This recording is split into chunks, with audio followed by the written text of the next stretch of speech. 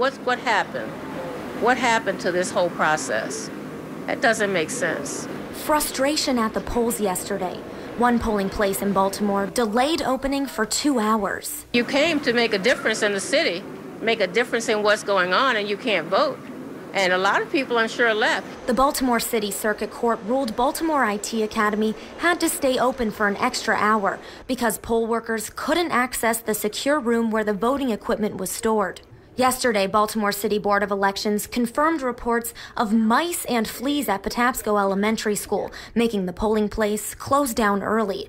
Today, Baltimore City Public Schools saying the complaints were unverified.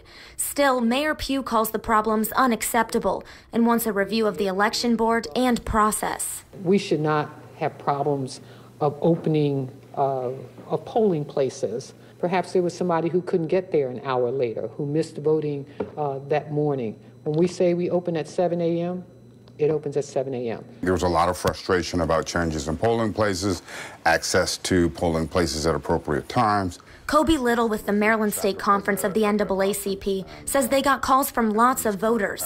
Their biggest concern, the motor voter registration snafu. The major issue is that the state of Maryland failed in its responsibility to protect the right to vote for its citizens. The Department of Transportation Motor Vehicles Administration determined that about 80,000 residents were not properly registered to vote because of a programming error. The impacted voters had to file provisional ballots to make sure their votes counted.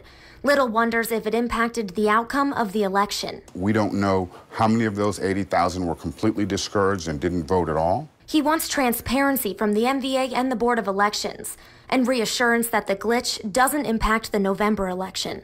The vote is a sacred trust, and this sacred trust in some way has been violated. So we want the state of Maryland to come clean and say, this is the entire scope of the problem.